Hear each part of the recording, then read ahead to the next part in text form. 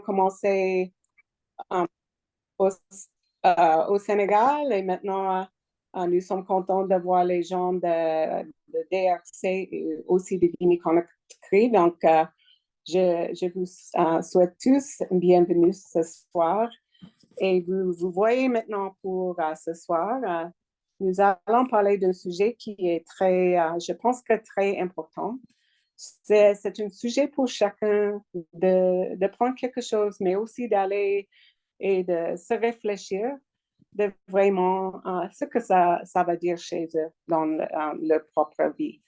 Donc, nous allons commencer avec une présentation de Dr. Aimable qui va, il a déjà se présenté, mais il va le faire encore parce que je sais que tout le monde n'était pas encore là. Ça sera suivi par une petite discussion et après ça, et avec les questions, comme toujours, vous pouvez mettre les questions dans la chat ou bien vous pouvez lever la main et on va vous donner la parole. S'il vous plaît, fermez le micro si vous ne parlez pas et on va vous donner la parole après si vous avez des questions ou bien des commentaires parce que comme nous avons toujours dit, avec le projet ECHO, on s'apprend des choses chacun des autres. Donc, tout le monde a quelque chose à donner. Donc, si vous avez des questions, vous pouvez les garder jusqu'à la fin de la présentation. Après la présentation, nous allons, comme toujours, un petit cas d'étude et ça sera Binta Faye de Sénégal. Donc, je donne la parole à Dr. Aimable. Est-ce que vous êtes là, Dr. Aimable? Oui, merci beaucoup, Esther. OK. Je suis ravi d'être ici. Comme tu viens de le dire, je m'appelle Dr. Aimable. Je travaille au Rwanda en partenariat général. C'est une organisation non gouvernementale qui aide les patients. On a beaucoup de secteurs qui, qui travaillent juste pour les patients et qui aident à obtenir les soins qu'ils ont besoin.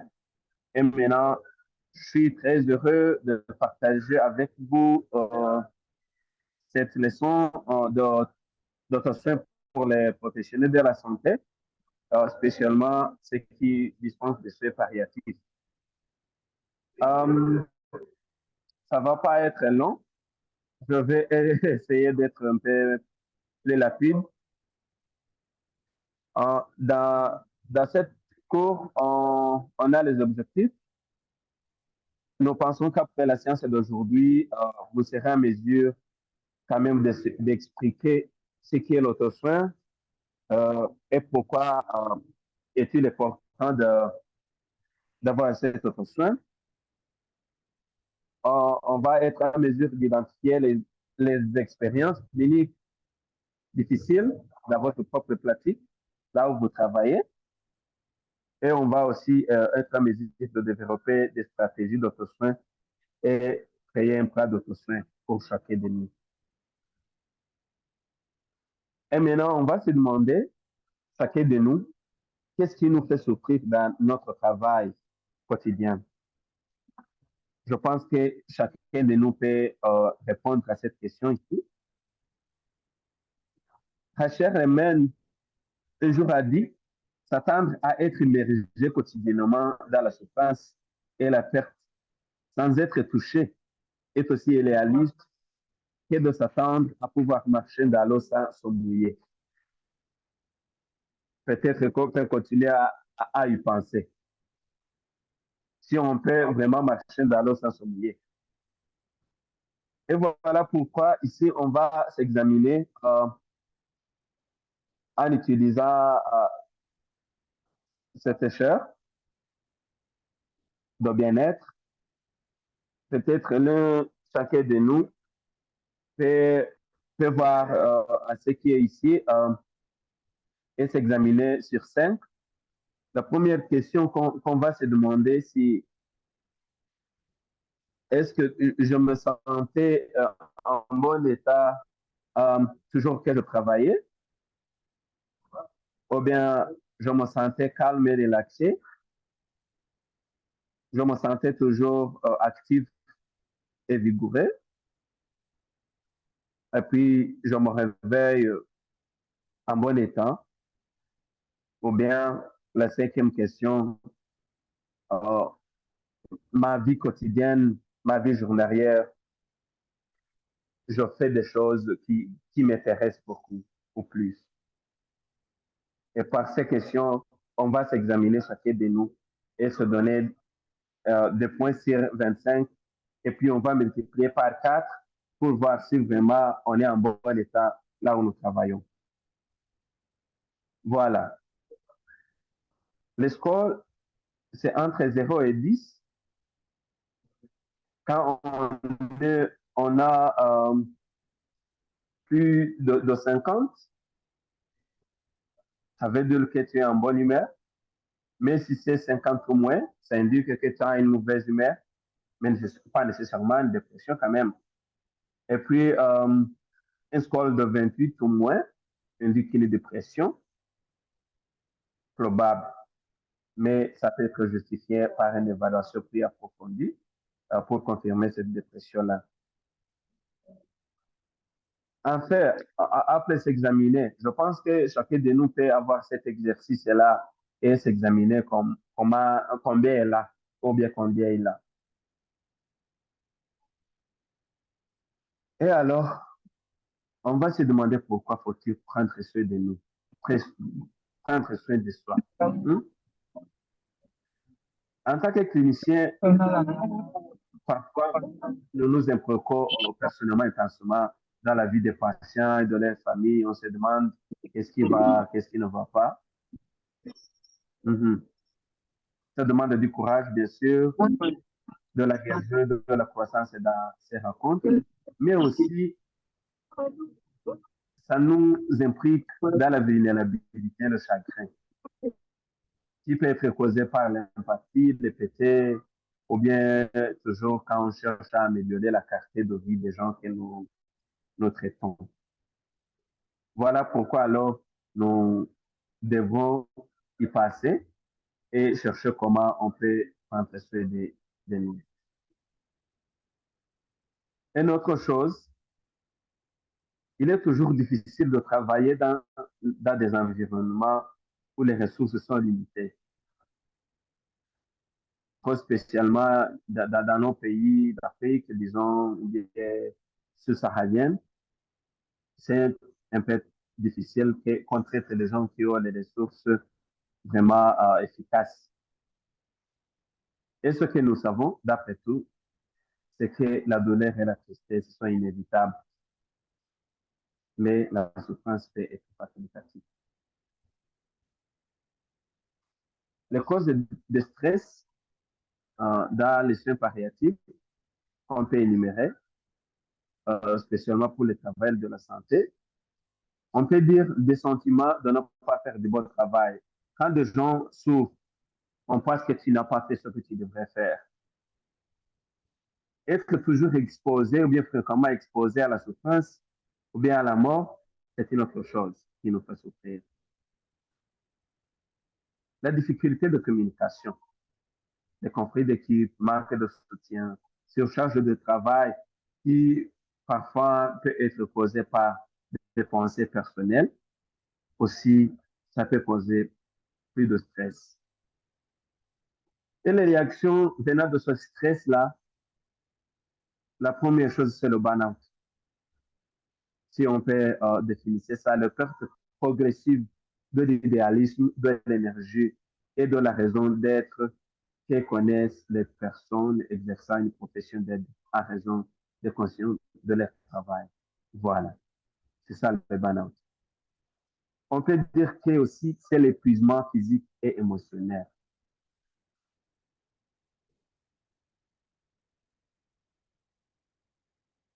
Et notre réaction qu'on peut avoir, c'est la détresse morale ou bien l'incapacité d'agir en accord avec ses valeurs personnelles et professionnelles en raison de contraintes institutionnelles et d'autres contraintes externes. On pense qu'on n'a pas fait ce qu'on devrait faire. Désir de la compassion. notre énergie émotionnelle diminue. Ce qui est trop difficile aussi.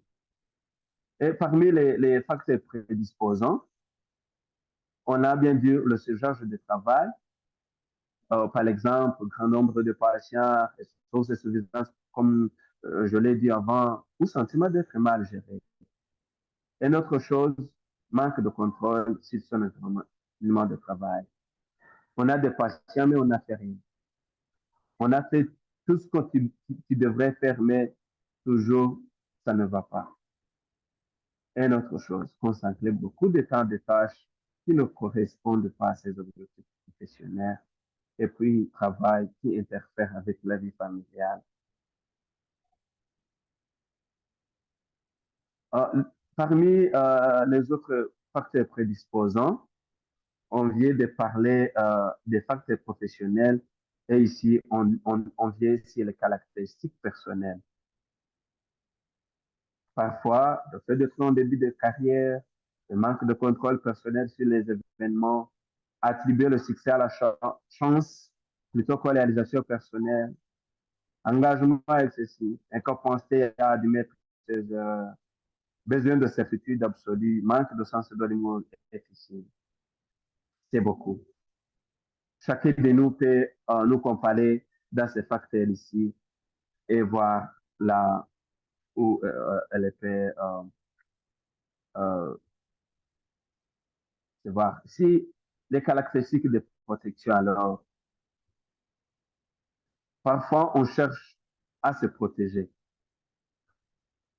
Parfois on a de rigueur, on cherche d'engagement, on est engagé dans le développement personnel, l'altruisme, le travail acharné, bienveillance, la nationalité, la conscience de soi et beaucoup d'autres choses.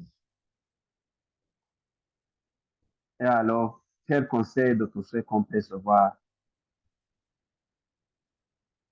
Joli Frager un jour a dit, la pratique réflexive et le soin devrait faire partie de la routine permanente, tout comme la participation à des confrères et à la lecture des revues. Une autre chose, conseil numéro 2, pour éviter l'épuisement professionnel. Quand on est épuisé dans ton profession, ça, c'est pas bon. Ici, on peut dire épuisement émotionnel, là où tu dépasses tes émotions. La dépersonnalisation, traiter les patients comme des objets. À faire ça. Sentiment de faible accomplissement personnel, là où tu commences à se sentir des compétences ou bien d'inadéquation parce que tu n'as pas pu arriver là où tu voudrais aller.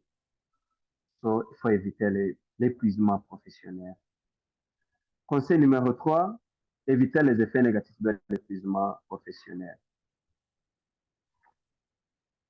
Si tu n'as pas pu éviter l'épuisement professionnel, alors il faut éviter les effets négatifs. Lorsqu'elles ne sont pas reconnues et acceptées par ce qu'elles sont, les pensées et les émotions douloureuses sont gérées par une adaptation dysfonctionnelle sous forme de déni, de dissimulation, d'évitement ou d'engourdissement qui finit par réapparaître sous la forme d'une dépendance ou d'une satisfaction à l'égard de la vie professionnelle et familiale. Ici, c'est Ron Ben Hélène. Et alors, si on a l'épuisement professionnel, qu'est-ce que ça va causer? On va faire des erreurs médicales. Tes patients ne vont pas être satisfaits. L'équipération plus longue des patients après la sortie de l'hôpital. Comportement non professionnel. Tu vas éviter le travail ou bien les tâches spécifiques. Tu vas éviter de faire face à des émotions difficiles. Tu vas abandonner la profession parce que tu es déjà épuisé. Alors, qu'est-ce qui rend notre travail épanouissant? Les avantages du travail dans le secteur de la santé, parmi eux, les familles sont souvent très satisfaites de soins qu'elles reçoivent parce que tu es là, tu travailles, tu trouves des relations profondes et positives avec les patients et les familles. Et aussi, les soins palliatifs que tu donnes peuvent aussi avoir un impact majeur sur la qualité de vie des patients que tu traites. Et aussi, ça réduit considérablement la souffrance des soins palliatifs. Alors, travail dans le domaine des soins palliatifs, qu'est-ce que ça va faire à ta vie? Ça va changer ta perception de la vie. Ça aide à valoriser la vie. Ça permet de réfléchir à sa propre mortalité, à ce qui est important pour soi. Ça augmente la conscience de soi. Et aussi, ça donne une plus grande capacité à faire face au stress et à la souffrance. Et ça donne aussi à apprécier davantage la joie de la vie. Voilà pourquoi le soin palliatif. Exemple de points d'auto-soin, on a les points physiques, les points psychosociaux, les points émotionnels et les points spirituels. Donc, comme on traite les gens qui sont faits palliatifs d'une façon complète, aussi les points d'auto-soin doivent être complets aussi. Voilà, on va se demander quelques questions ici. Combien de temps s'est-il écoulé depuis votre dernier bon repas à Montjean? Quelle quantité d'eau avez-vous consommé au cours des dernières 24 heures? Combien hydratez-vous? Combien vous dormez? Combien vous faites des exercices? Qu'avez-vous rencontré quelqu'un en personne pour la dernière fois? Voilà, c'est la liste de contrôle pour le tout soin. Et en résumé, aujourd'hui, nous avons examiné comment le raconte avec les patients en soins palliatifs, le synonyme de courage, de guérison, de croissance, mais aussi de vulnérabilité et de chagrin personnel. Nous avons aussi examiné comment quelle liste élevée d'épuisement professionnel. Qu'est-ce que ça peut donner? Détresse morale, fatigue, compassion chez les professionnels, fournissant des soins palliatifs. Et les professionnels de la santé aussi, nous avons vu qu'ils devraient cultiver et maintenir des stratégies personnelles et d'équipe pour prévenir et réduire l'impact du burn-out, ou bien de la détresse morale, ou bien même de la fatigue.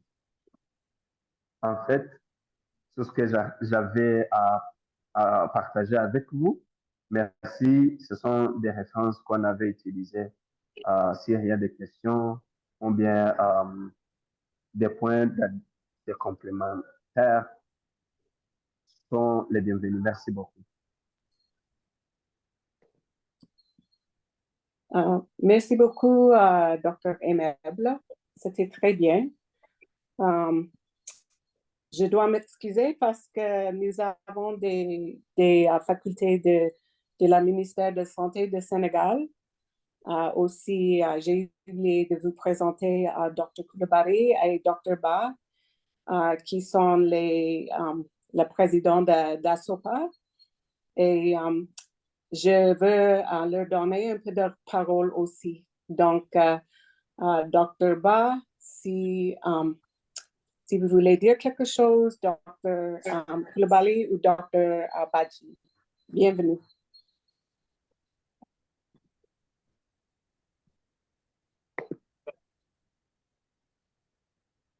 Oui, bonjour Asser, bonjour tout le monde. Je voudrais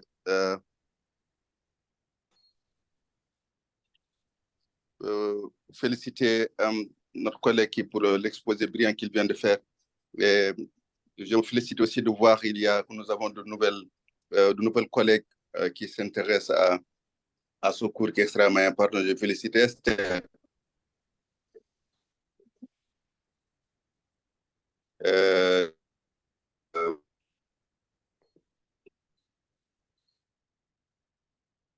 Nous félicitons et nous sommes très contents du partage de connaissances que nous avons initié avec les travaux à tous et merci beaucoup encore.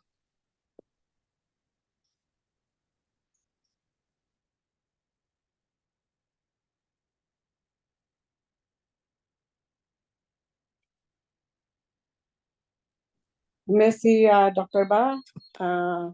Merci beaucoup pour votre soutien et votre expertise. Et Dr. Sophie Coulibaly, maintenant c'est à vous.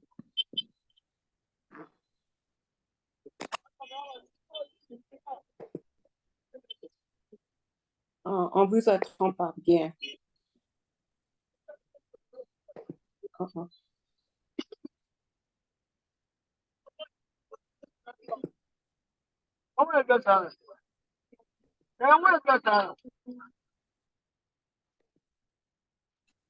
Est-ce que vous entendez Dr. Sophie Coulibaly? Non, elle n'est pas audible. Elle n'est pas audible.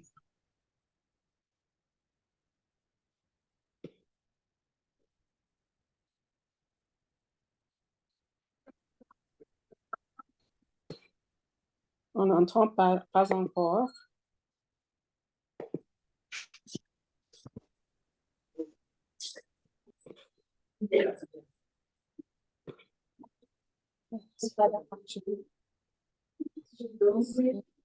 Est-ce qu'elle est là?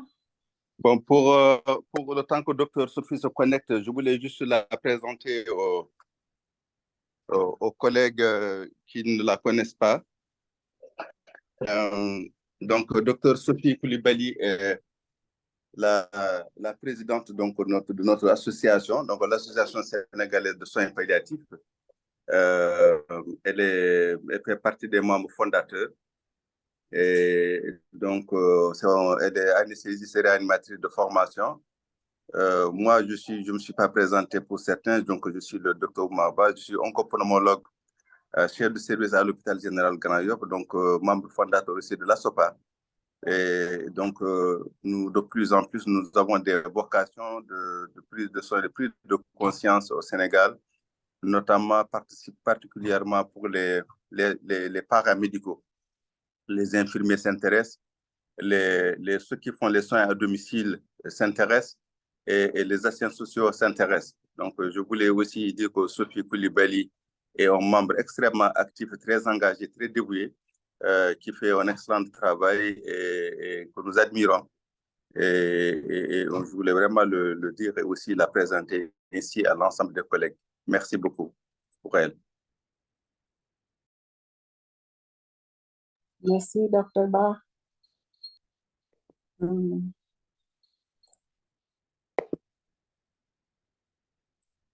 ne sais pas si elle a des problèmes. Nous pouvons toujours, elle peut peut-être partager après. Est-ce qu'il y a des questions sur la présentation d'AutoSoin? Vous pouvez mettre vos questions dans le chat ou si bien vous pouvez vous lever la main.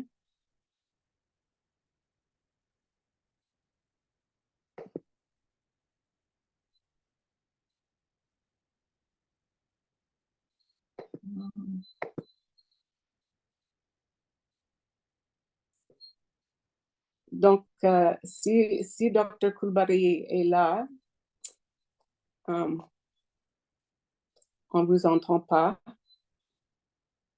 Et si nous n'avons pas de questions, nous allons au cas d'étude avec Binta, parce que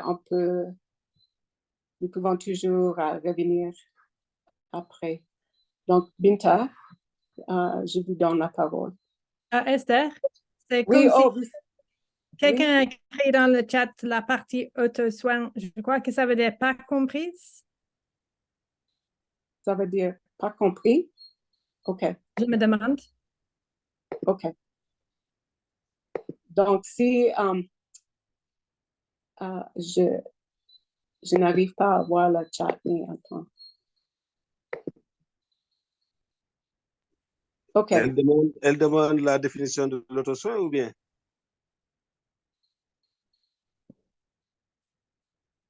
OK. Peut-être, mais est-ce que vous pouvez donner la définition? Oui, je profite de l'occasion pour me présenter moi aussi. Je suis le docteur Pandim Badji, coordonnateur des services de santé essentiels, point focal continuité de soins en période de crise sanitaire et également chargé de coordonner donc l'auto-soin au Sénégal. Donc je me réjouis de retrouver à travers ce lien mon cher ami et collègue docteur Oumar Ba, avec qui nous avons cheminé ensemble à l'université et qu'on ne s'est pas revu depuis plus de 20 ans. Maintenant, revenant sur la définition donc, de l'auto-soin, et je vais donner juste la définition de l'Organisation mondiale de la santé. Elle définit l'auto-soin comme étant la capacité des individus, des familles et des communautés à promouvoir la santé, à prévenir les maladies, à maintenir la santé et à faire face à la maladie et au handicap avec ou sans le soutien des prestataires de soins.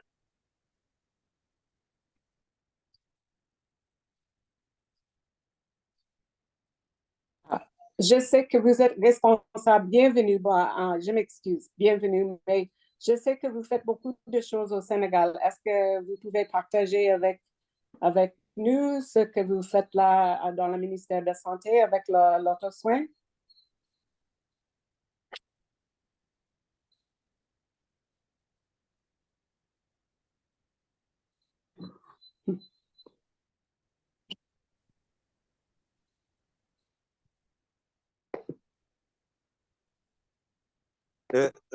Merci beaucoup donc pour cette question, de faire juste une petite mise au point de ce que nous faisons au Sénégal en matière d'auto-soin.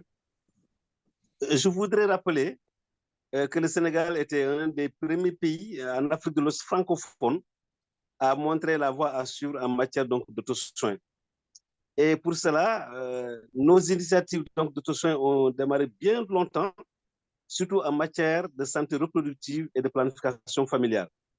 Et nous avons également glissé sur les maladies transmissibles et les maladies transmissibles, donc, y compris donc, le cancer, donc un de mes collègues, n'est-ce pas, parle l'oncologue. Et, n'est-ce pas, donc pour cela, donc, le 8 novembre 2022, nous avons pu obtenir donc un guide de politique, un guide d'auto-soin qui a été validé politiquement au Sénégal avec l'appui de l'ONG PAF et avec la pleine participation de l'ONG Soltis.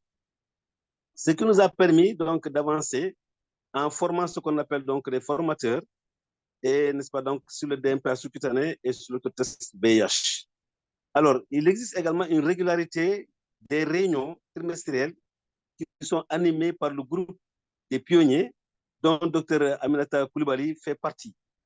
Et n'est-ce pas donc la prochaine réunion en réalité va se faire, n'est-ce pas, avec l'ONG FHI. Alors, vous savez, l'auto-soin a une connotation négative en termes donc d'entendement. Dès qu'on parle donc d'auto-soin, on pense que, n'est-ce pas, c'est promouvoir donc le fait que l'individu se soigne lui-même. Ou alors, n'est-ce pas, puisse prendre donc les médicaments lui-même. Oui, mais c'est encadré. Et c'est pourquoi donc nous avons d'abord mené, n'est-ce pas, donc des missions de terrain et d'explication auprès donc des directeurs régionaux de la santé, auprès des prestataires, pour faciliter non seulement leur compréhension, mais également leur adhésion. Et c'est dans ces discussions qu'on a pu également voir, n'est-ce pas, par rapport au circuit donc des médicaments, qui, n'est-ce pas, donc pour éviter donc les ruptures, nous avons pu, n'est-ce pas, donc discuter avec ceux qui sont chargés donc de la chaîne d'approvisionnement. Ensuite, étant entendu que nous avons clarifié, n'est-ce pas, donc ce circuit, nous avons pu, n'est-ce pas, donc mettre à la disponibilité donc de ces régions donc les médicaments essentiels pour pouvoir, n'est-ce pas, donc mettre à la disposition donc des clients. Ensuite, nous avons formé, n'est-ce pas, ce qu'on appelle, n'est-ce pas, donc les prestataires de soins, que ce soit sur l'auto-soin, mais également, n'est-ce pas, sur le DMPA sous-cutané l'autotest VIH. Et ça, dans les 2 régions. Et ce qui permet aujourd'hui, n'est-ce pas, de voir que les prestataires non seulement sont engagés, mais ont effectivement commencé, débuté donc l'offre de soins en matière donc de DMPA sous-cutané en auto-soins et en auto-injectable. Donc aujourd'hui, qu'est-ce que nous voulons en réalité?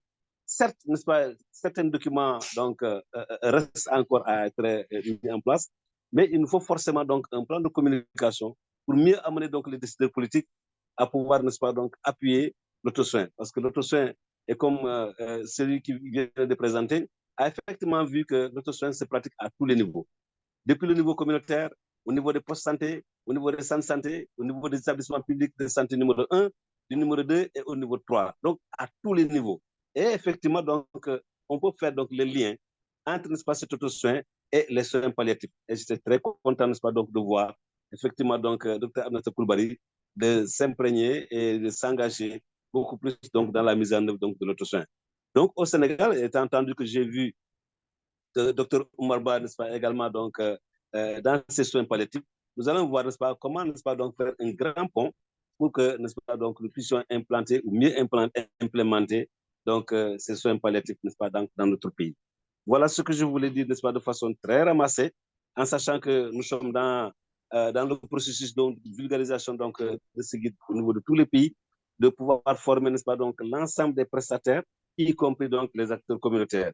Et c'est cela seulement qu'on pourra amener donc, notre pays, notre ministère, à pouvoir, n'est-ce pas, donc, donner plus de ressources, mais également, n'est-ce pas, donc, beaucoup plus de volonté politique pour que nous puissions disposer, n'est-ce pas, donc, de meilleurs cadres législatifs et réglementaires pour un environnement favorable à la mise en œuvre donc, de l'auto-soin. Je vous remercie. Merci beaucoup. Est-ce qu'il y a quelqu'un qui a une question question ou bien commentaire pour Dr. Badji? Oui, Esther. Oui. Oui. Vas-y. Oui, merci de me redonner la parole. Donc, je voudrais me réjouir et féliciter l'intervention de mon ami, c'est mon frère d'armes, Dr. Fanding, mon ami de longue date. Grâce à ce cours, ça a permis de nous retrouver. Et je profite de l'occasion pour lui demander de prendre mon numéro dans le chat et de m'envoyer le sien. Et en réalité, nous avions besoin de ce pont, comme il a si bien dit. Au niveau de l'association, quand même, ça fait longtemps que nous cherchons à créer un véritable pont avec les institutions du ministère de la Santé, où je suis par ailleurs le coordinateur du programme national du contre le tabac, parce que je suis au ministère de la Santé aussi pour votre information. Et aussi en faire un pont avec les autorités académiques. Et quand je parle des autorités académiques, il s'agit des écoles de formation en matière de santé, que ce soit aussi les UFR, donc les écoles de santé, de médecine surtout. Depuis un certain temps, nous en parlons. Et lors de notre dernier congrès qui s'est tenu nous avons fait un congrès de soins palliatifs au mois de décembre, bientôt 1 an, et en même temps qu'un congrès de cancérologie de notre société. Ça avait fait l'objet de beaucoup d'échanges. Ce que je veux dire à Dr Badji, c'est qu'effectivement, l'ASOPA dispose de manuels que nous avions eu à mettre au point. Dr Sophie certainement va reprendre la parole s'il est en ligne. Le but, c'est d'intégrer les soins pédiatriques dans le système de soins de santé primaire, conformément aux recommandations de l'OMS et aussi des organismes. Et nous avons un plan dédié à cela. Et ce serait effectivement avec plaisir que l'ASOPA aura travaillé avec Fanding, Dr Badji, pour voir comment faire le link entre ce que fait l'association pour que ces soins et à chaque niveau, à chaque palier, qu'on puisse proposer un paquet de soins. Et cela depuis le long de la pyramide sanitaire du Sénégal, depuis le dispensaire, pourquoi pas depuis la case de santé jusqu'à la structure de santé la plus élaborée. Nous avons un document qui a déjà été élaboré et validé, et ce sera avec plaisir que nous allons reprendre contact ensemble avec le bureau de l'ASOPA et on verra effectivement qu'est-ce que nous pouvons faire pour que véritablement qu'il y ait une collaboration directe entre l'ASOPA et la structure du ministère. Merci beaucoup. Ça, c'est super, hein, le lien et les soutiens. En fait, il y a une question dans la chat. C'est en anglais. Si il y a quelqu'un qui peut le traduire en français pour moi.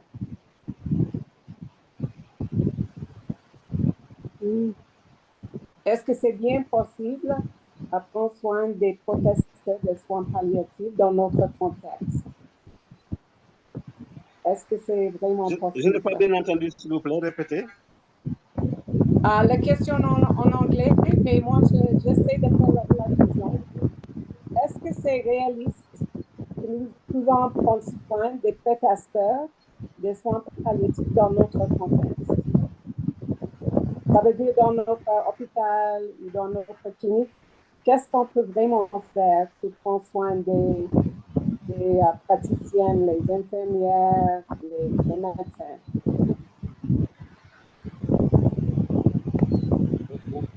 Oui, merci beaucoup. Donc, ma première réaction, c'est par rapport à ce que le Dr Oumaba disait. Je voulais dire que nous sommes également dans le processus de redynamisation des soins de santé primaire. Et je crois que ce serait une occasion, effectivement, donc dans ce processus de relance, donc on pourra se voir et vous mettre en rapport, n'est-ce pas, avec la personne chargée, n'est-ce pas, donc de cette question de relance des soins de santé primaire pour que cela puisse être pris en compte parce que Asana, n'est-ce pas, a réaffirmé, n'est-ce pas, effectivement, les soins palliatifs, n'est-ce pas, donc dans son programme. Maintenant, s'agissant, n'est-ce pas, donc de l'auto-soin, n'est-ce pas, à tous les niveaux, oui, l'auto-soin, qu'est-ce que nous voulons? C'est de pouvoir, n'est-ce pas, former, n'est-ce pas, donc la communauté à pouvoir s'auto-évaluer et à s'auto-prendre en charge donc en matière de santé. On prend un exemple très simple, un diabétique, on lui apprend, n'est-ce pas, donc à travers le glucomètre, n'est-ce pas, comment, n'est-ce pas, donc mesurer son taux de glycémie dans le sang. Et ensuite, n'est-ce pas, donc s'il est insulino dépendant, comment il doit pouvoir se piquer? Quels sont les horaires de piqûre, qu'est-ce qu'il doit faire, n'est-ce pas, donc, avant de se piquer, pour ne pas tomber, n'est-ce pas, donc, on lui apprend également les signes d'hypoglycémie. Donc, juste pour dire que, n'est-ce pas, donc, à tous les niveaux, effectivement, n'est-ce pas, donc, on peut effectivement mettre en œuvre, donc, notre soin, de la case de santé jusqu'à l'établissement public de santé numéro 3, même jusqu'au niveau de l'établissement public de santé numéro 4.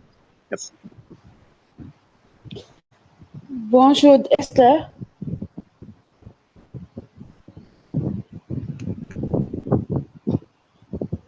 Bonjour à tout le monde.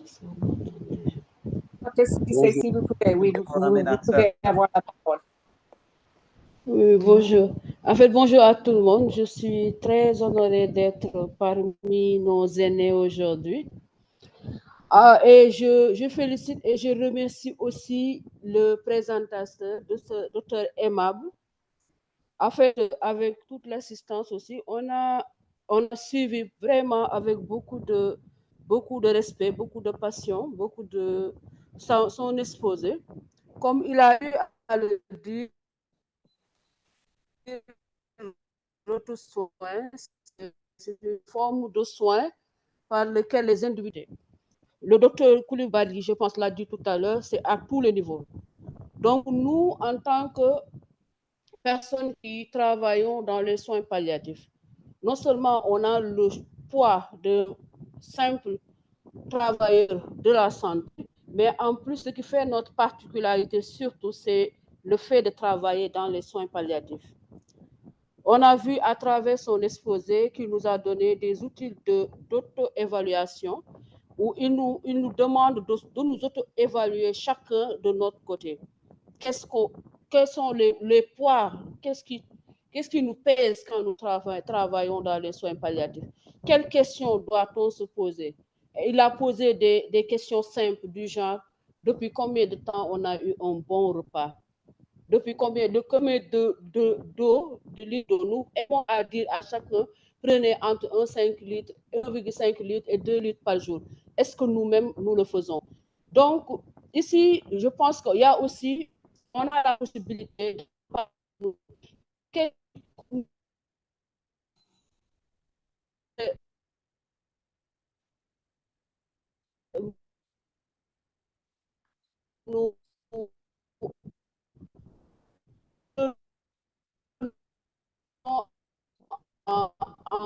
charge, qu'est-ce qu'on fait même pas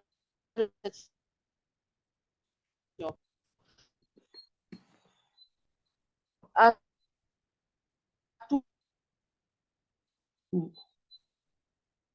Docteur Cissé, on vous entend pas bien. Tristesse qui nous entoure, à toutes ces émotions, cette empathie, cette détresse tout le temps sur l'eau et en ne pas se mouiller. Donc, à tout le monde, cela pose la question, on doit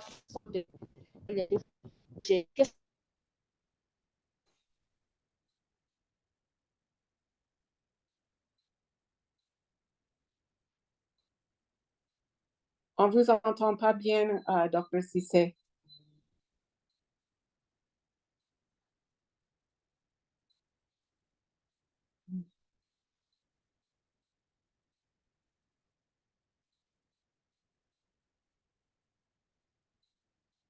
Docteur Ba, vous avez levé la main, vous voulez dire quelque chose?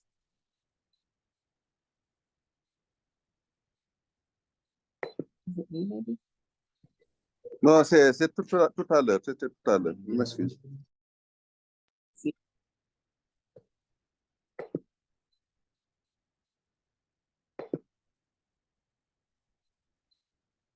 OK, c'est la connexion qui... Il y a un problème avec la connexion de Dr. Cissé.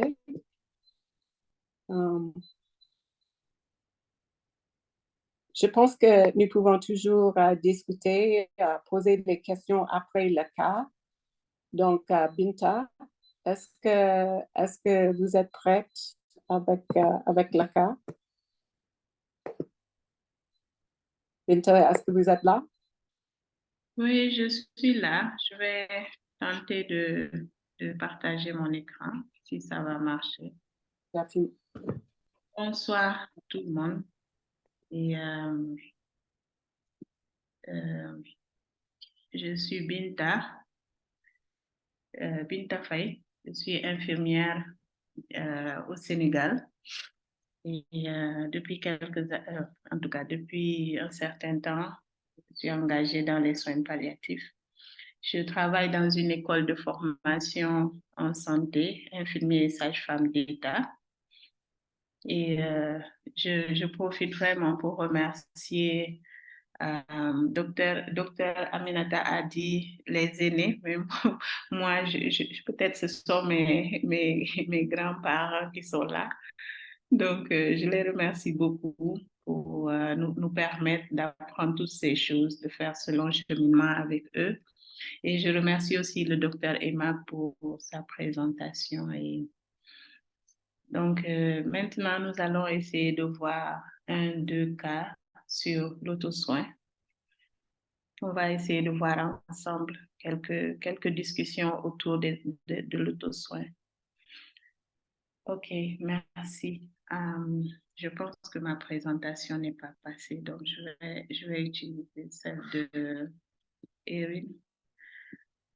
Alors, le cas numéro 1, c'est l'histoire de la petite Zoa, âgée de 6 mois, qui s'est d'abord présentée à votre hôpital avec une faiblesse progressive.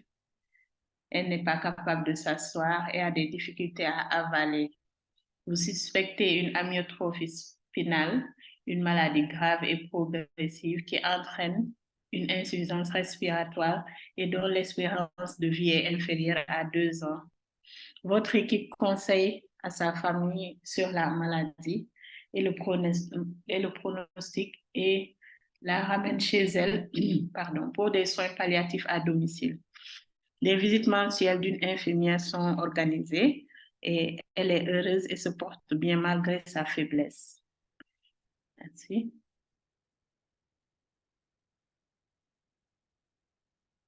Oui. Next one, Erin. Je ne suis pas sûre, mais... Alors, 2 mois plus tard, un matin, Zoa a été retrouvée morte par ses parents et il semble qu'elle ait expiré dans son sommeil. Ces parents sont totalement désemparés et l'équipe de soins à domicile continue à leur apporter son soutien en leur rendant visite pour les aider à faire leur deuil. L'infirmière des soins à domicile et les agents de santé communautaire sont tout aussi dévastés. Donc, face à ce cas, les questions que nous nous posons, c'est quelles émotions l'équipe peut-elle ressentir? Quelles sont les stratégies personnelles d'auto-soin? Quelles sont les stratégies de bien-être de l'équipe? Donc, on peut essayer de discuter ensemble un peu autour de ce cas, de cette petite fille de 6 mois. Alors, les discussions sont ouvertes. Qui veut se prononcer? Quelles sont les émotions que l'équipe peut ressentir? Quelles sont les stratégies personnelles d'auto-soin? Quelles sont les stratégies de bien-être pour l'équipe? Merci beaucoup. On peut Donc, attendre. vous pouvez poser des questions. Merci. Oui. On peut soit répondre aux questions ou poser d'autres questions par rapport à ce cas. Ou bien apporter des contributions, bien sûr. Allô? Oui, allô? Oui. Allô, bonsoir tout le monde. Bonsoir. Allô, Binta? Oui, Madame Tioté, on vous entend très bien. Oui, d'accord. On doit répondre à toutes les 3 questions, bien on répond. Si tu as une réponse, tu peux donner à... Ça dépend de vous. Vous pouvez répondre à toutes les questions. Vous pouvez répondre là où vous vous sentez. Vous pouvez relire une fois pour nous. Vous pouvez relire. Pour le cas ou bien les questions? Je pense que c'est les questions, Binta. Peut-être on commence avec la première question. D'accord. Quelles émotions l'équipe peut-elle ressentir? C'est la première question.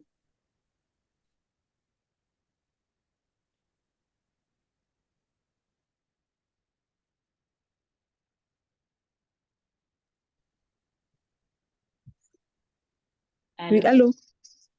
Oui. Oui.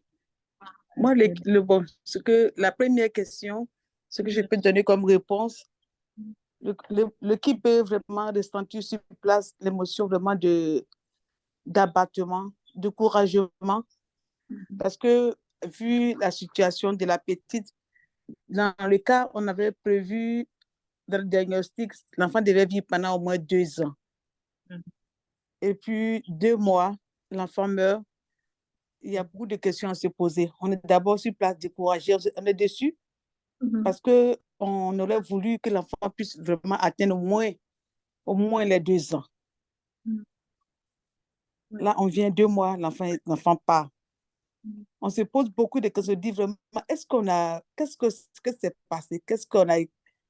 On était où ça? Qu'est-ce que c'est pas, puis on a échoué? Qu'est-ce qu'on a pu donner? Donc, il y a beaucoup de choses qui vont se passer dans la tête de l'équipe. On a échoué à quel niveau? On n'a pas pris quoi au sérieux? Qu'est-ce qu'on a banalisé? Est-ce que le diagnostic de 2 ans était vraiment vrai? Il y a beaucoup de choses qui vont se passer dans leur tête. Et ils vont vraiment mal se sentir. Ça ne va pas être facile pour l'équipe. Oui. Que je peux faire pour le moment. Oui. Merci. Alors, quelles autres émotions on peut ressentir face à une situation pareille? Je pense que ça nous arrive souvent, un petit enfant ou bien un jeune, une personne qui vient dans le service. D'une manière ou d'une autre, on tisse une relation ou bien même un petit attachement. Et d'un jour à l'autre, alors qu'on ne s'y attend pas, la personne part subitement. Alors, je pense qu'on a déjà traversé ce genre de situation et on peut juste ressortir les émotions qui nous ont traversées à ce moment. Oui, Madame Marthe.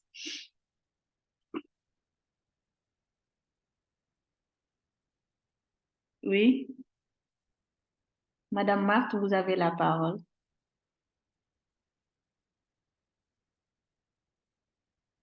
Vous pouvez juste ouvrir votre micro et partager.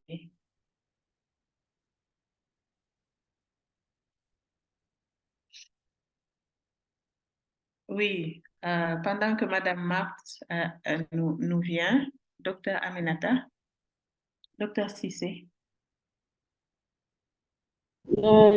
Excusez-moi, je pense actuellement, est-ce que vous m'entendez? Oui, on vous entend. Okay. En fait, je pense que ici, Binta nous interpelle tous. On a toujours eu dans notre cursus un matin où on a un malade et c'est au moment où on espère le plus que le malade part. Moi, personnellement, il y a des sentiments de frustration, d'échec, de tristesse, d'abattement. Et je me pose beaucoup de questions. Parfois, je me dis, pourquoi est-ce qu'il est né si c'est pour partir si tôt? Surtout quand vous avez un enfant du même âge. Tout cela nous interpelle. Je pense que ce sont des questions auxquelles tous les membres de l'équipe peuvent répondre. Et on attend Cédric, on attend Rachel aussi et Olivier. Qu'est-ce qu'ils en pensent? Oui, merci beaucoup, docteur. Oui, je pense que nous sommes tous interpellés. Hein. C'est des cas qui arrivent chaque jour dans notre travail. Oui, est-ce que Madame Marthe est de retour? Et en tout cas, a pu nous rejoindre avec le son?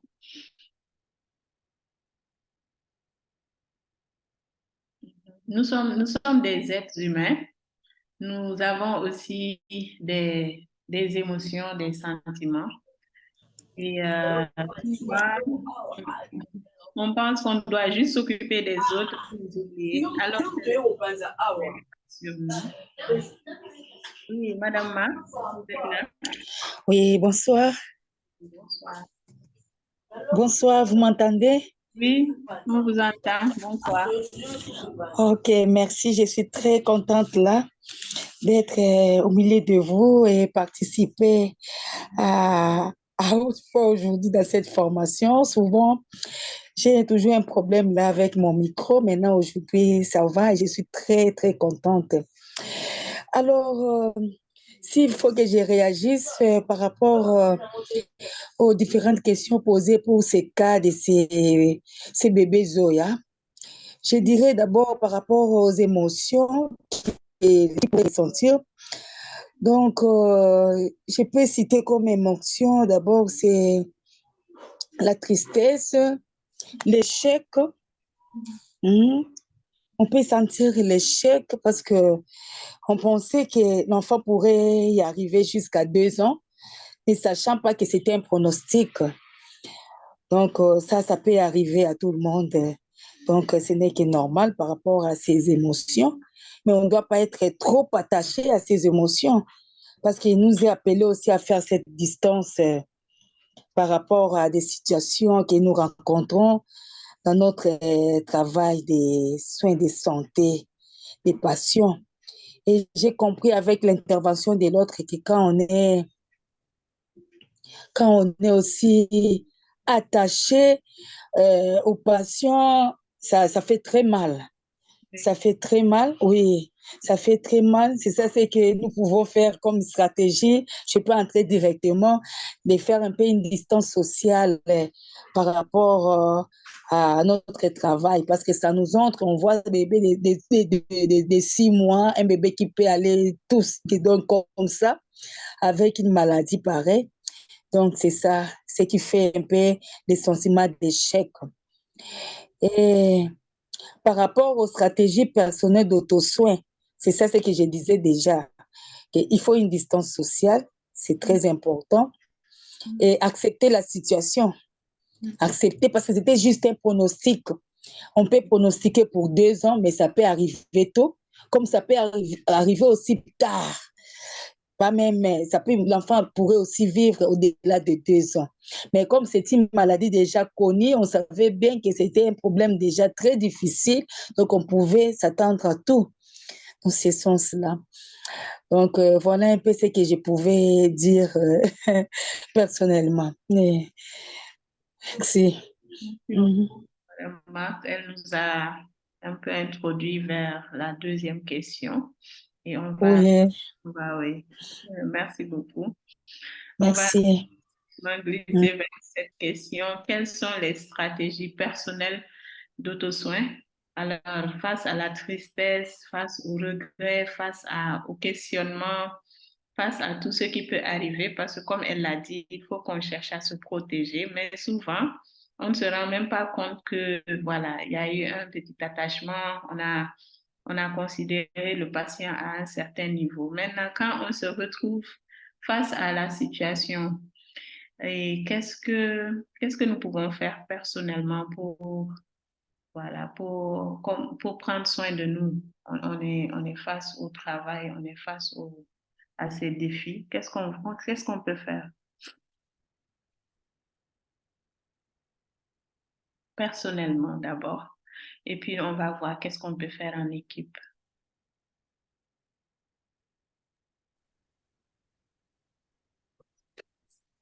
Oui, docteur Aminata avait indexé certaines personnes. Alors, on les attend, hein? Certainement. Ils ont quelque chose à nous dire. Oui. Excusez, Rachel? Rachel? Est-ce qu'elle nous entend? Entre nous, on voit Rachel? Il faut aller les chercher.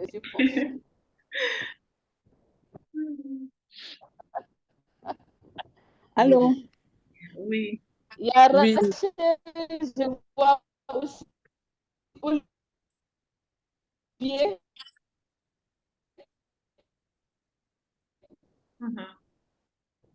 Allô? Oui. Oui. Madame Tioté, excusez-moi, juste avant de prendre votre... Pas de souci, pas de souci. Il paraît que l'écran n'est pas partagé, c'est ce que quelqu'un a écrit.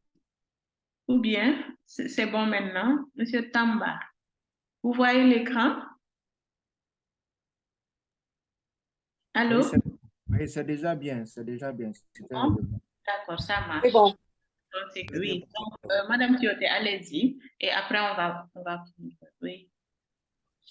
Bon, moi, je voulais dire qu'il faut qu'on apprenne quand même à faire un détachement. Parce que dans le travail de la santé, comme dans les soins palliatifs, il y a beaucoup d'émotions. On nous parle d'empathie, d'amour, les qualités qu'on doit avoir. Mais si on n'a pas de détachement, ça sera vraiment difficile de mener ce travail-là bien.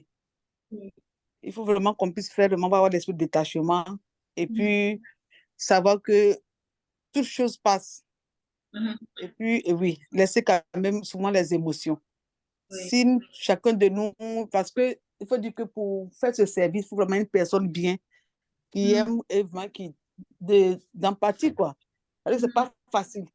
Donc, on doit vraiment s'aimer et pouvoir avoir cette qualité de dépassement, pouvoir supporter. Sinon, si on ne peut pas se dépasser, on ne peut pas vraiment bien mener cette mission-là.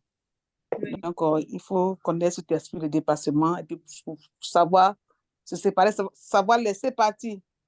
Oui. Ça va beaucoup nous aider. C'est ce que je voulais ajouter.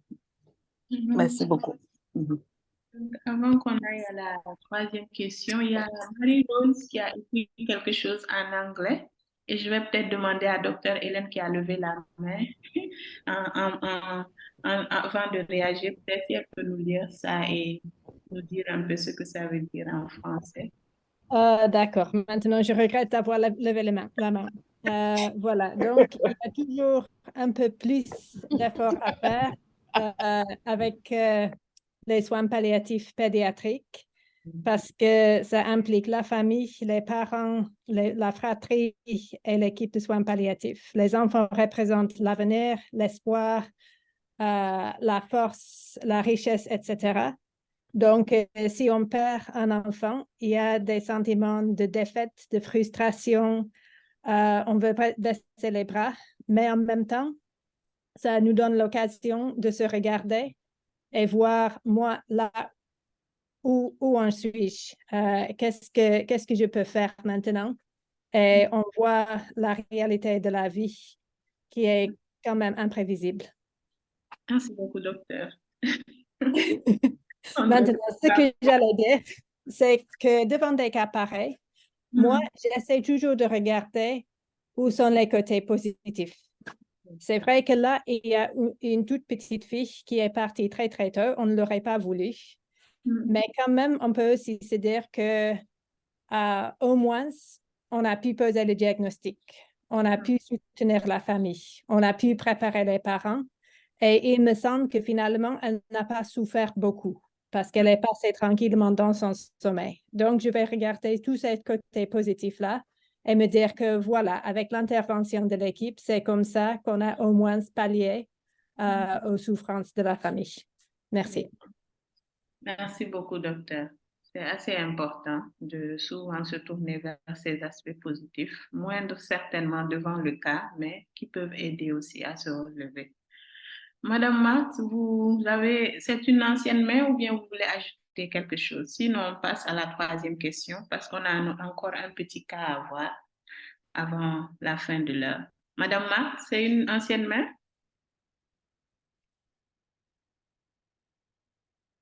Oui, je pense que c'est une ancienne mère. Alors, la troisième question, c'est quelles sont les stratégies de bien-être de l'équipe? Parce qu'on sait que en soins palliatifs, on travaille en équipe.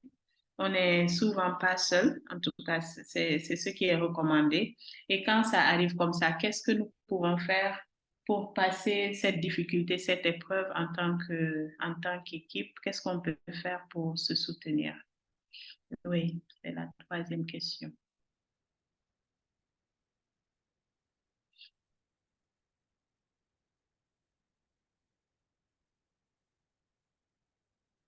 Alors, je pense qu'on est plusieurs à participer, mais il y en a qui se cachent. Peut-être qu'on va indexer les gens. Je cherche la liste. Alors, Sokhna Esther, est-ce que vous pouvez m'aider? Je n'arrive pas à bien voir la liste. Comme ça, on va commencer à appeler par les noms. D'accord. Si vous cliquez sur le participant, oui. Je suis sur participant, mais je n'arrive pas à défiler. Si vous voyez, Okay. la liste. Mais je sais qu'il y a des gens qui travaillent ensemble, les gens de DRC qui travaillent ensemble dans une clinique de HIV. Peut-être il y a quelqu'un de l'équipe qui peut partager qu'est-ce que vous faites pour l'équipe. Quelque chose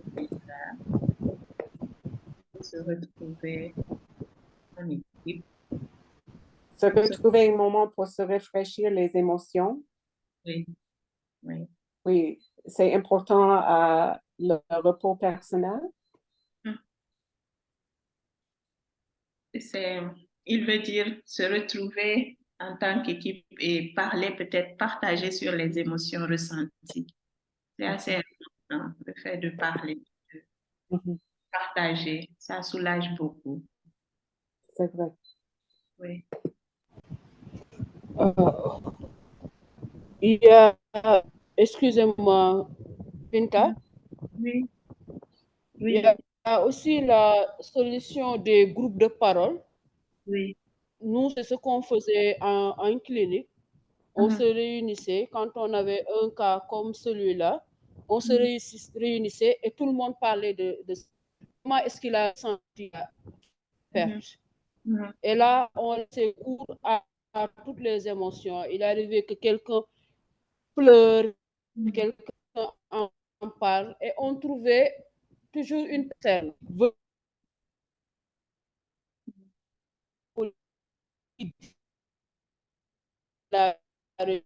Tout le monde parlait, tout le monde disait. Ça nous aidait beaucoup après ce groupe-là. Peut-être il y a l'initiative des groupes de parole, mais aussi un psychologue, quelqu'un qui de temps en temps, un membre de l'équipe va le voir pour pouvoir libérer tout ça. Oui. Moi, ce qui s'étonne un peu, c'est que depuis le début des cours, on est très entrepreneur en tant qu'agent des soins palliatifs. Maintenant, aujourd'hui, on nous demande de prendre en charge nous-mêmes. On doit faire, tout le monde se calme. Oui. Normalement, tout le monde a son mot à dire. C'est vrai, on nous demande d'être empathique, on nous demande de nous détacher un peu, mais dans la réalité, est-ce si évident? Est-ce si facile de se détacher tout le temps? C'est la question qu'on se pose. Maintenant, qu'est-ce que vous faites? Comment est-ce que vous réussissez ça? Oui. Il y en a une main. Monsieur ou Madame Mélance, excusez-moi. Vous avez la parole. Bonsoir à tous, c'est Monsieur Mélance. Excusez-moi. Alors, je suis très content de faire partie de la session d'aujourd'hui et je profite pour faire un coucou à l'équipe CHK RDC où j'étais il y a 2 mois. Là, il y a une belle pratique de faire ce qu'ils appellent la revue de mortalité. Où on discute des cas de décès. Et puis, parfois, on regarde où on cherche à comprendre ce qui n'a pas été bien fait. C'est un peu pour amélioration continue de la qualité et c'est pour apprendre, c'est pour l'apprentissage. Je pense que pour le cas précis du petit Zoya, qui est parti très tôt, il convient d'accepter la situation parce qu'on savait bien que il n'allait pas dépasser probablement les 2 ans. Est-ce que on a fait ce qu'il fallait? On a informé la famille, on l'a accompagné pendant la maladie et après le décès, pendant le deuil. Moi, je pense que si on arrive à accepter la situation et à voir qu'on a fait ce qu'on devrait faire, ça pourrait mener au bien-être de l'équipe. Ça, c'est ma contribution. Je vous remercie. Merci beaucoup, c'est gentil. Nous allons prendre une dernière intervention pour ce cas, Madame Marie-Rose. Bonsoir. Bonsoir. Je vais essayer de parler en français, mais c'est moi qui étais en train d'écrire en anglais. C'est pas facile quand il s'agit des enfants de se détacher, mais il y a un principe dans les soins palliatifs qui dit que la mort et la vie, la mort fait partie de la vie. On ne peut pas mourir si on ne vit pas. Pour les enfants, parce que les enfants, ça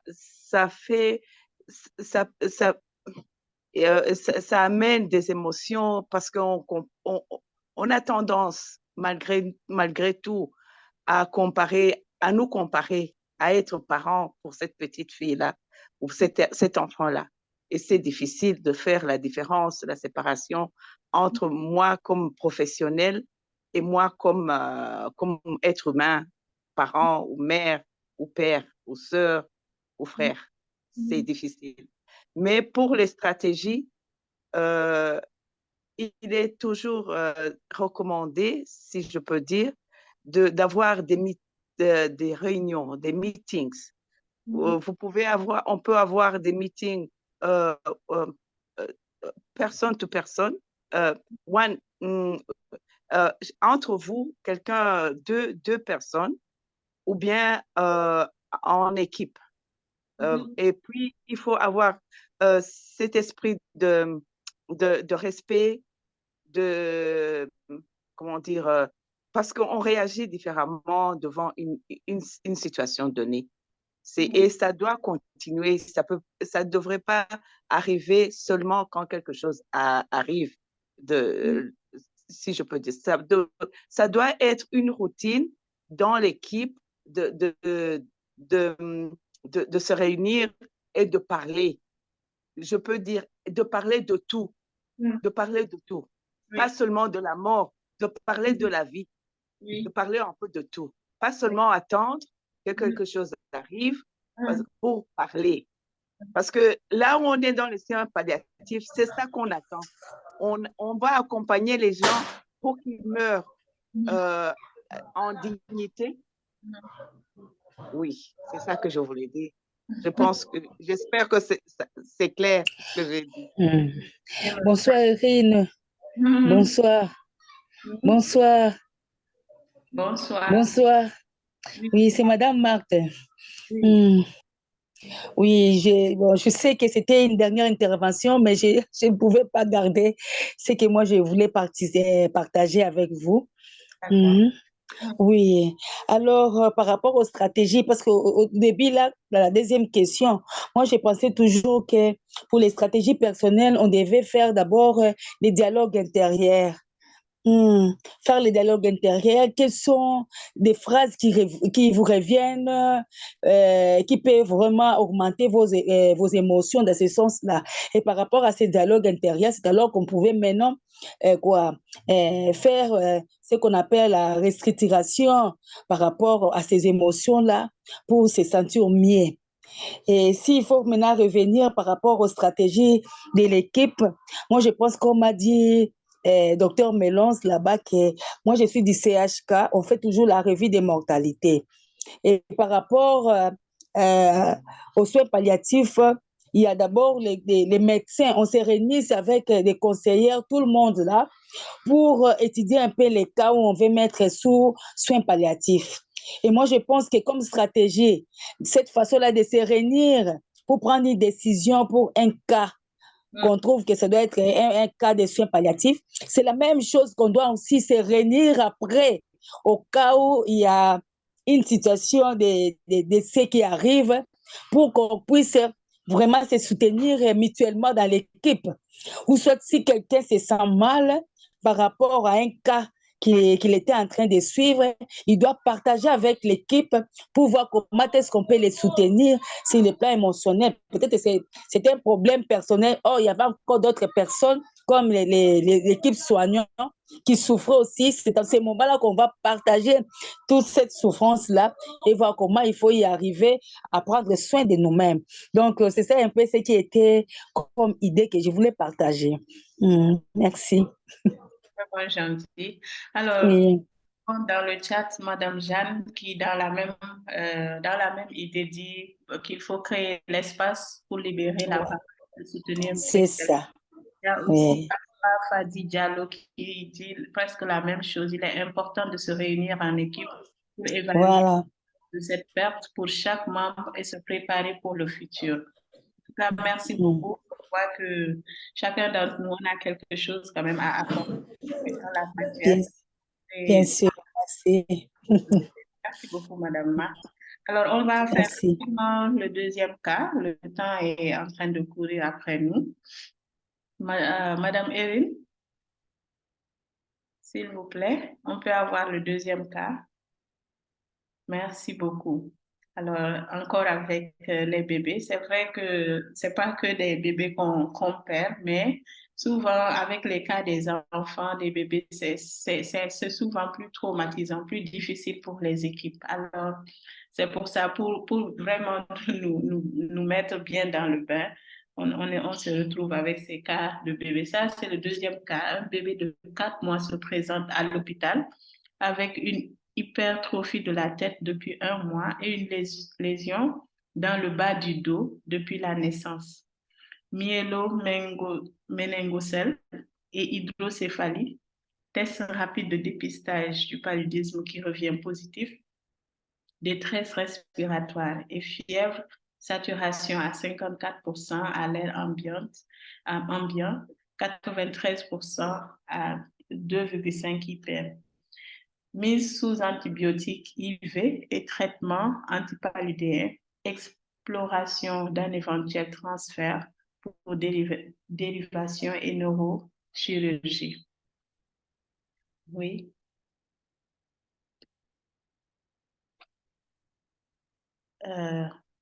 Mrs. Erin.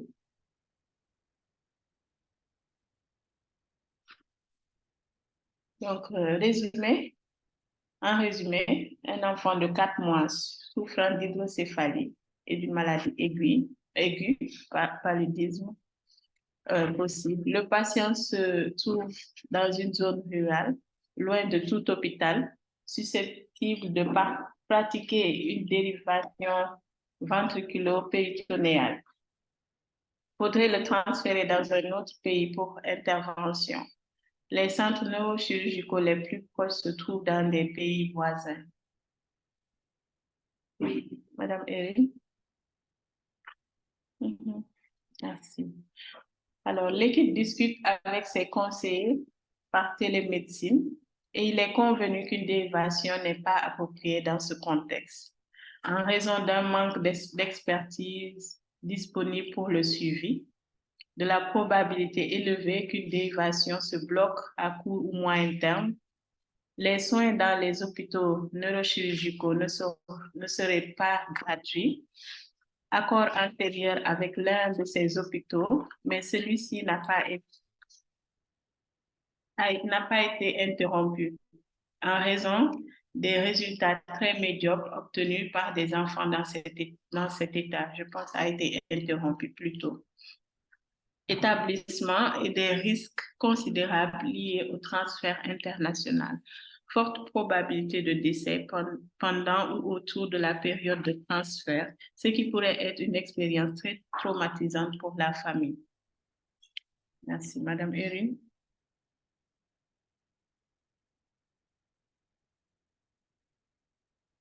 Oui. Madame Erin. Merci. Alors, la recommandation porterait sur les soins palliatifs. Les ponctions intraventriculaires peuvent soulager la pression intracrânienne, mais malgré les symptômes à très court terme. Le liquide s'accumule toujours à nouveau et crée une voie d'accès facile pour une nouvelle infection. Ça pourrait prolonger la vie du patient, mais ne modifie ni améliore son état de santé.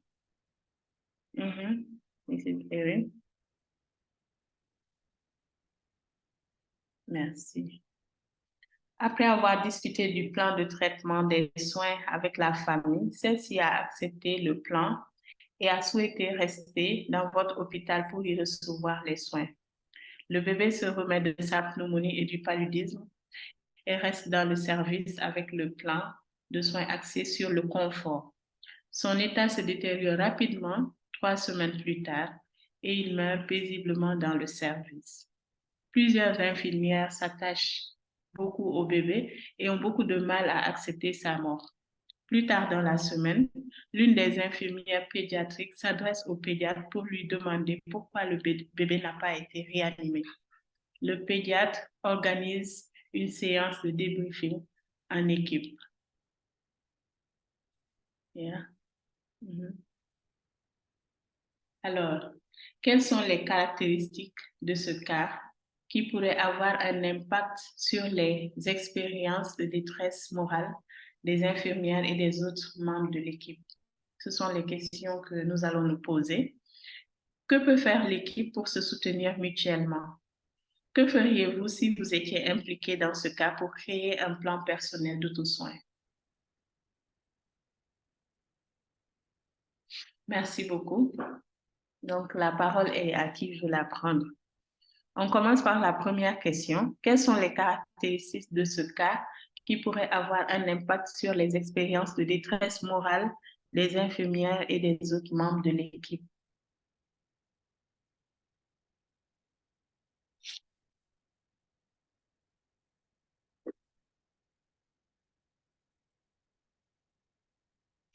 Allô? On est là? Il nous reste juste quelques minutes. Si vous vous sentez à l'aise sur les autres questions aussi, n'hésitez pas. On va essayer de... C'est vrai que le premier cas était assez riche. On a beaucoup partagé.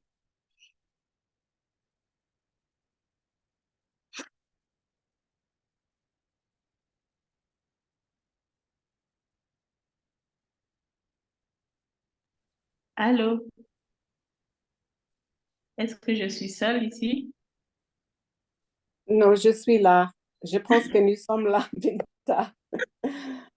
J'ai eu peur 1 minute. Mais Voilà. Maintenant, je me sens oui, non, Alors, Monsieur Minas, vous avez la parole. Il y a un troisième ici. Hein. Ah oui, heureusement. Alors, les caractéristiques de ce cas qui pourraient avoir un impact sur les expériences de détresse morale des infirmières et de toute l'équipe, il y a d'abord simplement la présentation clinique du cas où l'enfant qui a une tête enflée avec le myéloméningocèle. Ça, déjà, ce sont pas des cas très fréquents, donc ça peut déjà impacter sur le psy des soignants. Ça, c'est la première chose. La deuxième chose, là, pour le cas précis, il y avait un dilemme. Serait-il possible de transférer? Est-ce qu'il était possible que l'enfant soit pris en charge si la famille pouvait avoir les moyens qu'il faut? Donc ça peut toujours rester aussi dans le psy des soignants en se demandant est-ce qu'il n'y avait pas quelque chose à faire pour que l'enfant soit traité et guéri? Donc ce sont des points qui peuvent facilement avoir un impact sur le moral de l'équipe. Voilà, c'est ce que j'ai à partager pour la première question. Bon, merci. Oui, merci beaucoup. Et Madame Marthe?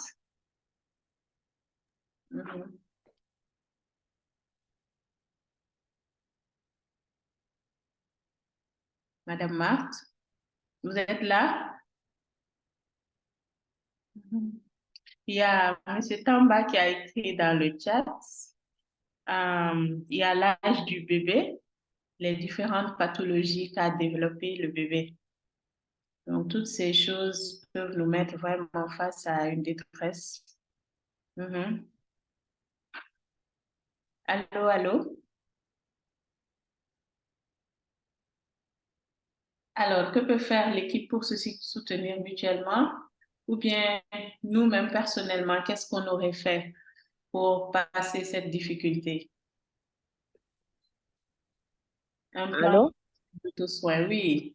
C'est Madame Marie-Rose. Oui, c'est vraiment une situation qu'on rencontre beaucoup dans nos pays, de ne pas avoir des médicaments ou de l'équipement pour faire ce qu'on doit faire. Ça, déjà, c'est un point de frustration et de découragement. Et puis, quand on voit la situation socio-économique, là où on évolue, les familles qui ne peuvent pas même s'acheter le besoin les primordial à manger, à s'habiller. Et puis, on commence à parler d'aller à l'international, dans les pays, à l'étranger pour les soins. Ça devient encore quelque chose d'autre. Et puis, alors l'âge du bébé et la situation. Je ne sais pas comment, c'est rare, mais peut-être dans vos pays, mais ici, en Afrique du Sud, si je peux dire, on a souvent ces cas et c'est pas rare. C'est pas rare et puis c'est pas rare et on a ça. Mais c'est vraiment une situation très décourageante, très frustrante et on ne sait pas, on est en train de dire que et si on avait fait ça, et si on avait fait ça. Mais ce qui est important, c'est de faire ce que tu peux faire en ce moment-là. Et fais do your best. Fais le maximum que tu peux pour ce cas-là, à ce moment-là, et utilise ce que tu as là. Ce que tu as là. Et puis, il y a toujours moyen de penser, oh, j'aurais dû faire, et c'est ça qui fait souffrir. Et c'est ça qui fait souffrir. Mais si tu dis, je vais faire le maximum que je peux avec ce que j'ai à ce moment-ci pour ce cas-ci, parce que ici aussi, en soins palliatifs, concentré, patient-centered, je ne sais pas comment dire ça. tu dois voir le patient là, l'individu là, et puis voir ce que tu peux faire en ce moment-là. Ça va alléger l'esprit, le moral et le moral. Oui, c'est vrai. Merci. Oui. C'est vrai que c'est difficile quand on est quand les moyens nous manquent pour faire ce qu'on veut faire, pour bien prendre soin de notre patient. Mais comme vous avez dit, si au moins on peut se dire qu'on fait tout ce qu'on peut, parce qu'en soins palliatifs, il y a toujours quelque chose à faire. Et ça peut tranquilliser un peu plus après. Oui, Madame Thioté, le temps est... On est oui, je vous remercie. Moi, je voulais parler, si j'étais dans ce cas personnel, personnellement, comme vous l'avez dit dans le cas 2, la petite, elle a commencé à se remettre et puis après, elle est morte dans le calme, dans la douceur, avec une paix. Moi, personnellement, ça me rassure parce que le soin palliatif, c'est d'accompagner les gens. Parce qu'on sait que les gens vont partir, mais qu'ils partent avec sans douleur. Et nous sommes, je suis très contente parce que cette petite a vraiment senti après une amélioration, une paix, et puis elle est morte dans la paix. Ça me tranquillise. C'est comme si vraiment les soins exerçaient bien les soins palliatifs. La petite fille est partie en paix. C'est vraiment ça fait mal, mais c'est une consolation d'être partie en paix. C'est vraiment rassurant. C'est ce que je voulais ajouter. Merci. Merci beaucoup, vraiment. Allô, Allô? Oui. Oui, peut-être une dernière intervention pour 1 minute. Allô, c'est Marthe. Oui, allez. Pour 1 minute, peut-être. Oui, par rapport aux caractéristiques, moi, je voulais aborder que si les infirmières étaient affectées, c'est peut-être, comme vient de dire la collègue, quand on pense avec toutes ces questions-là par rapport à leur situation socio-économique, parce que moi, c'est les caractéristiques des cas ici, je vois, c'est leur situation économique des parents et les transferts là. Et quand on pose des questions par rapport à ça, que si les parents avaient des moyens, peut-être cet enfant pourrait vivre si on l'avait transféré ailleurs. C'est ça. Et je me disais, est-ce que pourquoi on n'a pas aussi contacté d'autres organisations qui pourraient bien aussi aider cet enfant? Mais comme la situation est arrivée, vu son cas clinique, donc on pouvait seulement accepter cette situation de la sorte. Mais quand on reste avec tant de questions, c'est ça ce qui affecte notre psychologie. Voilà un peu. Merci beaucoup. Je vous remercie tous. Merci pour votre attention et encore merci à chacun. Et je remets l'antenne à Madame Esther. Donc, Esther, vous avez la parole. Donc, c'est dommage parce que la discussion était tellement importante. Et bon, il faut savoir que ça peut être le commencement. Nous pouvons toujours discuter ce sujet avec nos collègues et il ne faut pas avoir peur à dire que nous avons des problèmes parce que des fois, c'est difficile à accepter que nous aussi, on a besoin d'aide. Comme le docteur Cissé a dit que c'est difficile à parler de comment nous devons prendre soin de nous-mêmes. Donc, je vous remercie tout le monde pour votre participation dans notre cours. C'était la première fois que nous avons fait ce cours en français avec ECHO, avec Palchase, qui est c'est un réseau pour soins palliatifs. Nous commençons en français, donc pour les anglophones, si vous voulez aller à Palchase, vous allez voir beaucoup de sujets et nous commençons vraiment en français. Donc, on vous remercie beaucoup chacun à vous pour votre participation.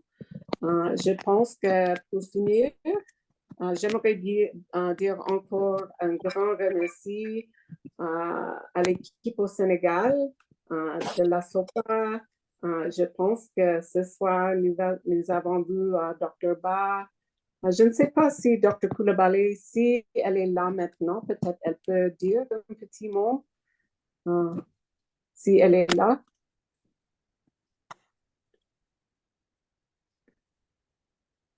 Je pense qu'elle n'est pas connectée. Un problème de réseau, certainement. Bon. OK. Et donc comme on connaît maintenant Dr. Ba, Dr. Oumar Ba, on vous connaît, Dr. Aminata Cissé, merci beaucoup. Merci. Diallo, il n'a pas encore parlé ce soir. On a entendu sa voix. Je ne sais pas, Diallo, si vous pouvez dire au revoir tout le monde.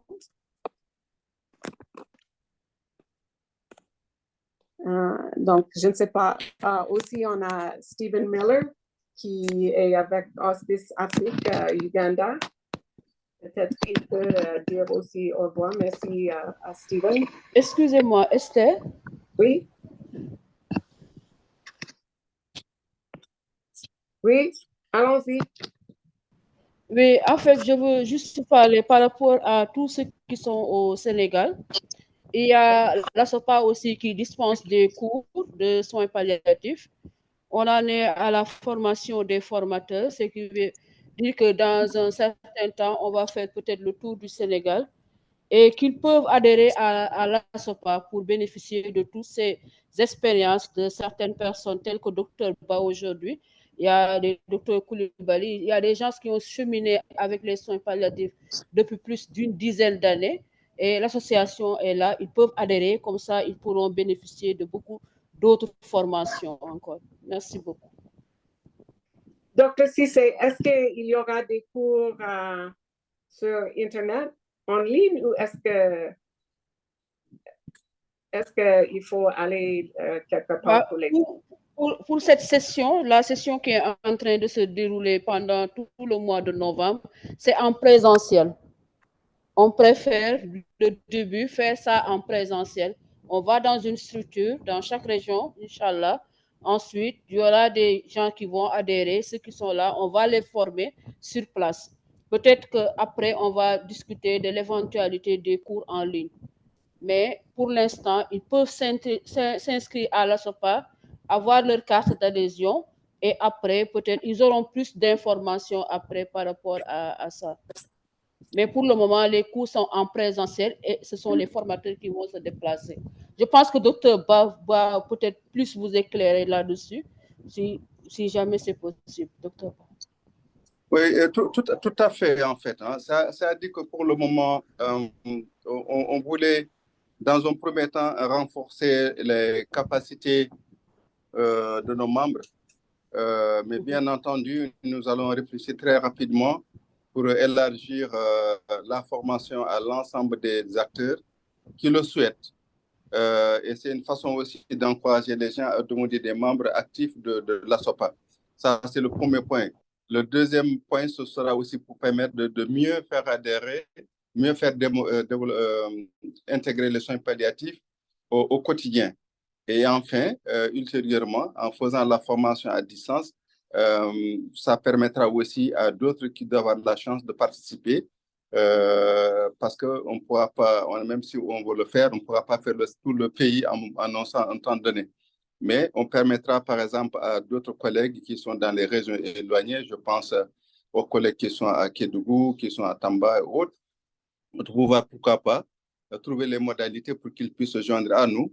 Et ça nous permettra d'avoir beaucoup plus de participants et des gens qui sont capacités dans les soins pédiatriques. Mais effectivement, Aminata, ce qu'elle a dit, c'est ça. C'est une initiative qui est au début, mais on est ouvert à toutes les suggestions pour que la SOPA puisse vraiment accompagner les praticiens et praticiens de tous les jours. Est-ce que vous avez un lien ou s'il y a des gens de DRC Guinée-Conakry qui veulent avoir quelque chose en français? Est-ce que vous pouvez mettre dans le chat, est-ce que la SOPA a une adresse d'Internet ou est-ce que, comment nous pouvons partager les résultats? Vraiment. Oui, oui. Oui, Aminata, on va voir avec le bureau, effectivement, pour permettre aux collègues des autres pays qui le souhaitent aussi de pouvoir éventuellement participer à ce type de formation. C'est tout à fait une idée qui est bien. Nous allons voir avec le comité de formation et le bureau si on programme des formations, comment partager ça dans la plateforme.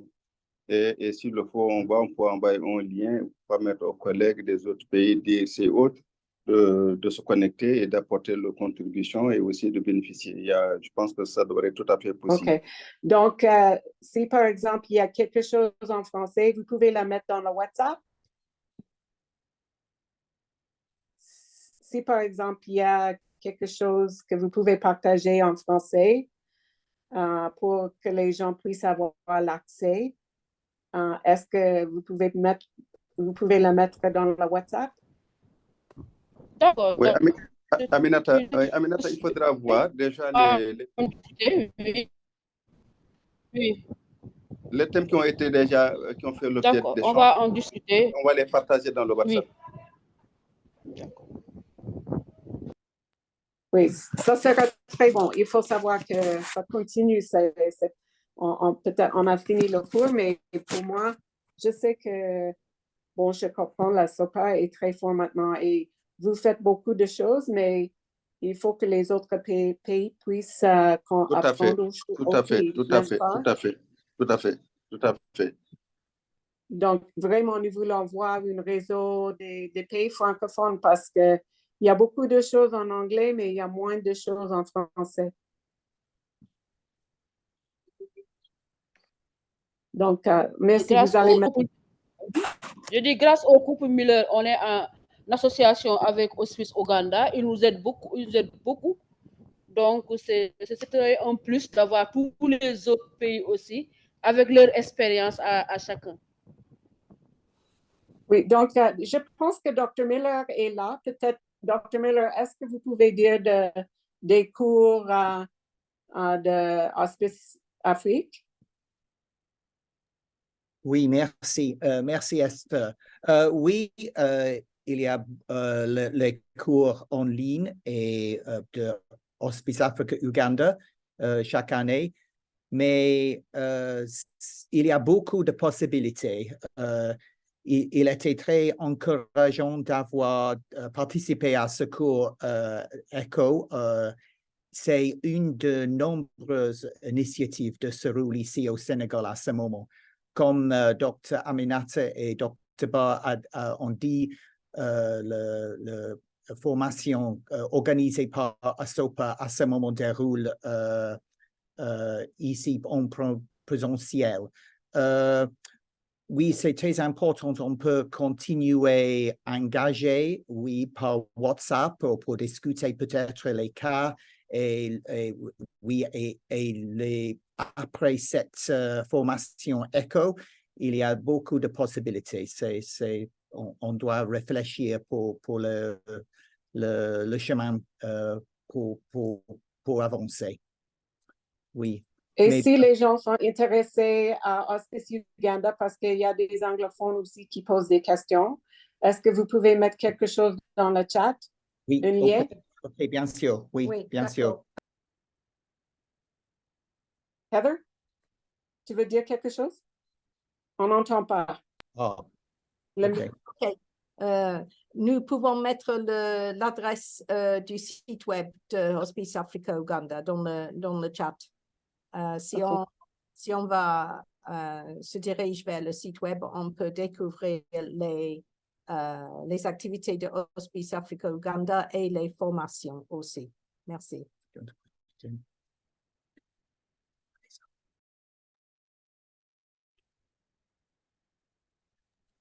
Est-ce qu'il y a quelqu'un, je vois une main, mais je ne sais pas, c'est à qui?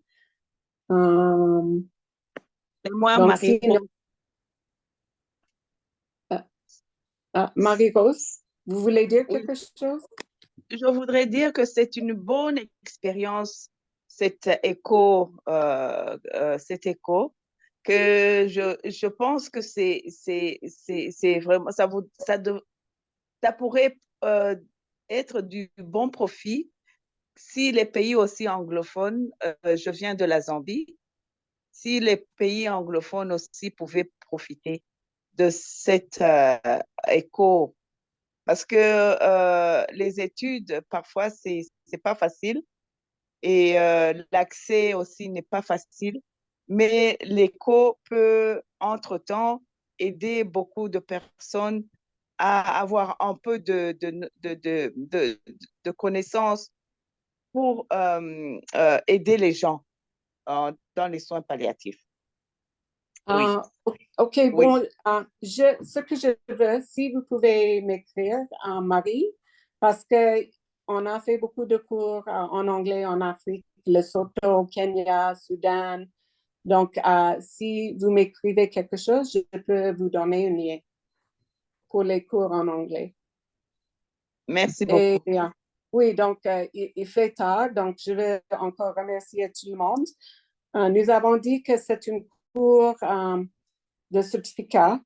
Donc, nous allons avoir une petite test, c'est comme un examen. Et vous avez un mois. Nous allons vous donner le petit examen dans la semaine suivante. Vous avez un mois. Et après un mois, nous allons vous dire, vous donner les certificats. On sait que les gens de RDC et de Guinée-Conakry, ils ont pris que les 3. Donc, si peut-être vous pouvez regarder les autres cours, les premières. Et ce n'est pas la fin, nous sommes toujours en train de penser si nous devons faire un autre cours en français dans les autres pays. Donc, il ne faut pas s'inquiéter, ce n'est pas la fin. Et nous pouvons toujours continuer dans le WhatsApp. Donc, je vous remercie tout le monde pour votre patience et votre passion pour les soins palliatifs. Et comme on a dit ce soir, il faut vraiment travailler en équipe et, bon, moi, je dirais en famille aussi, parce que n'importe quel pays, langue, ethnie, on a des mêmes problèmes parce qu'une chose qui est sûre dans la vie, c'est la mort. Donc, vraiment, nous avons besoin de s'aider. Mais merci beaucoup à tout le monde. Moi aussi, j'ai beaucoup appris. Donc, je veux dire à tout le monde au revoir. On a le lien pour l'évaluation. Je pense que Erin va mettre le lien, si vous pouvez. Elle a déjà mis. Si vous pouvez le remplir, ça va nous aider à mieux faire ou à faire mieux la prochaine fois. Donc, je vous remercie et je dis bonne nuit et j'espère dans l'avenir. Et au revoir. Esther, Merci can we beaucoup à do toi. one? Oh, sorry. Yeah. Can we do one photo, Esther, with Oh, everyone? oui, j'ai oublié. Il faut, si vous pouvez mettre vos écrans, nous allons prendre une photo. Merci beaucoup. Si vous pouvez ouvrir vos écrans et on va prendre une photo de tout le monde. Les vidéos. Yeah, Oui, put les your video. vidéos. Yeah, video.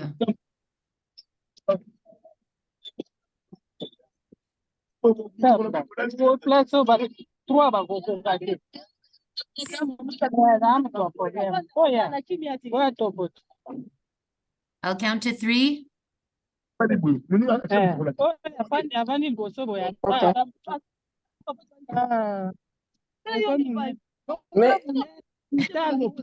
Okay, Erin. So much excitement. Okay. 3, 2, 1, smile. Okay.